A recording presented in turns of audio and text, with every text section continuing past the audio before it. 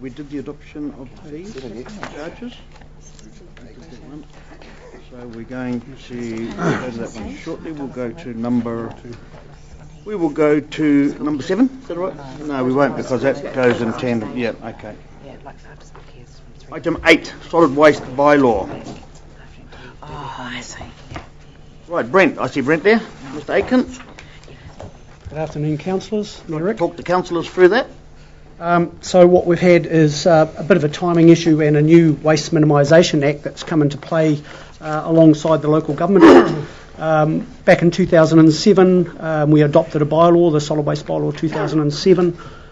Since after that period, the Waste Minimisation Act was adopted by central government in 2008, and that had a review clause. That review clause therefore enacts or requires council to review the existing bylaw. We've reviewed the bylaw, and the determination report there suggests that we don't wish to make any changes to the existing bylaw. It fits the purpose in regards to the service delivery for solid waste in the district. So we're going through the process of going through consultation but not making any changes to the existing document. Councillors have any questions? Councillor Downard? Yeah, just on 8/40, all the removals of the 240 litre wheelie bins by 2015. What happens to all those? Well, we'll work with the contractor at the time, so he'll progressively remove those. I think there's in the number of about 400 out there throughout the district. He'll be able to utilise those, and the shelf life of one of those is probably around about 3 or 4 years anyway. Hang on, Councillor Mincher. Yeah, my question is just around litter control in general. Yes. Like, just to refresh me, what sort of bylaws in place to actually fine people for littering, etc. Like, as we know, all the way out to Wairaki and. Yes, we have litter enforcement officers. That's part of our enforcement team that have the ability to go out and hand out instant fines, and the Litter Act provides that backing. The numbers of the fine, like the dollar value, or I think $2,000, $200. Sorry. Do we issue many of those? Not too many. We do try. A classic example: a certain person was following a van to Turangi. Went out the window, they threw all their McDonald's wrappers and empty boxes in them. It was strewn along the highway. Took them to court, and the judge threw it out because he said the driver couldn't be identified. It's very difficult. I followed similar vehicles. So through you, Mayor Rick, what we've done in the past is apprehend the potential suspects of that heinous crime and got them to go back and clean that material up. Usually you find it's someone that we've been able to apprehend due to the fact we've found evidence in a rubbish bag or whatever with names and addresses. We'll go back, knock on the door, suggest to them that we will assist them in trying to clean up the material. We'd like to work through that process first before getting to the court process. Yep. I think waste minimisation at the present climate that we're in is very, very important. The life of our ship and things like that. What have we come to with, what do you call it, e-waste? Okay, so excuse me, I was invited down to central government a number of months ago to work with central government on assessing some applications to a TV take-back program. So what that the government's got $6 million that they want to do to invest in what they will initially have as a TV take-back program that they'll roll out throughout the country. That $6 million is to assist local mums and dads to be able to recover their TVs as opposed to them going into the landfill. But what that also will do is provide infrastructure around the country to handle e-waste long term. Now, we've in our waste minimisation plan, we've agreed that we will lobby central government on producer responsibility, one of those being e-waste. So we would like to knock on the new minister's door with a letter potentially in the future suggesting that we are still interested in producer responsibility for e-waste. The government are going to put a program in and spend $6 million in the short term. So I think there's some steps in place. We're waiting for that TV take-back program to roll out for us to be able to join that program. It hasn't actually been rolled out as yet. Okay, another question if nobody else has got one. I'm not sure if it's in this triennium or the last triennium.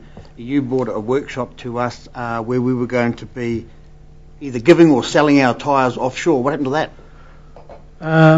Well, there's actually a tyre producer responsibility program run by government, supported by government. They've had a waste fund application which has been granted, and that is the major players in the tyre industry are now working on a product stewardship program.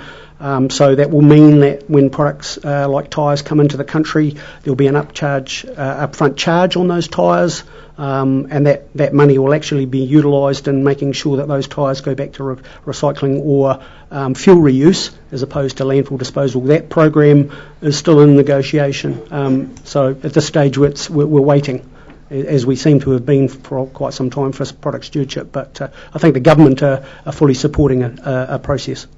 Councillor Kirk. Nice, thanks. Just in regards to the sort of education, like I know that Council fund Enviro schools. I know it's an operational issue, but is there still an environmental educator on staff at Council? Oh. That goes into the schools? No. No. Yes, there is.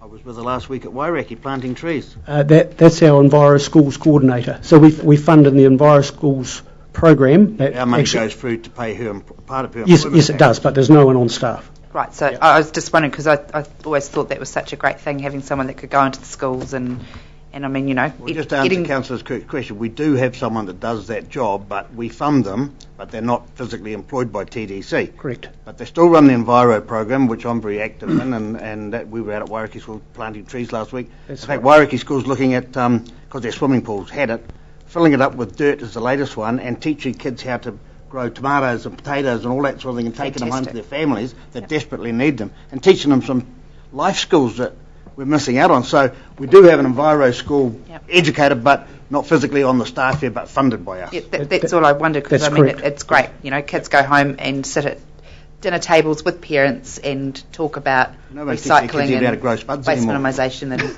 yeah, that's all I was asking for. Councillor Creighton, next after Councillor Downard, sorry. Councillor Downard? Oh, yep, sorry, Brett, just on here, you got that the bylaw is most appropriate mechanism to address the following problems, and one of those was out of the district waste entering the Broadlands Road landfill. How much of that happens, and wouldn't it be better in the landfill than being on the side of the road or in the forest? Yeah, okay, so for very minimal out of district waste, and because we have the ability to say no, I think that bylaw provision gives council the backup to avoid waste companies from out of the district, potentially, let's say from Auckland, who are charged $300 a tonne coming to Taupo and getting rid of waste at a cheaper cost, at the cost of our ratepayers. So it is a provision there to allow us to refuse, but we do have the ability to so it's not an ongoing problem? It's not an ongoing problem at the moment, no. Councillor Creighton? I was just going to ask, just as a general point, since the big moves in the last few years for recycling, has the illegal disposal of rubbish by the roadside or wherever decreased or increased?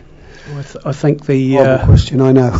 Yeah, it's. I think there's always going to be a sector of the community that aren't going to follow the rules, and what we see, if we increase the waste fee at the gate, you'll see a small blip, but you're always going to get a very small portion of the community that aren't prepared to do the right thing, and I don't think that changes over time. We will try to educate, we will try to penalise, we will try and work with them, but unfortunately we can't catch them all the time. So, thanks. Yeah. Any further questions? Okay, being none, as I said, it's an important issue, so don't be frightened, ask me if you want to. But on page 8(1), there is a suggested resolution about the bylaw, and in accordance with 156 Local Government Act, the statement proposal of the bylaw be adopted for consultation. So it still has to go out for consultation. Correct. And this enables it to do so. So is there a mover, please? Move Councillor Henderson, seconded Councillor Mincher. All those in favour? Aye. Thank you.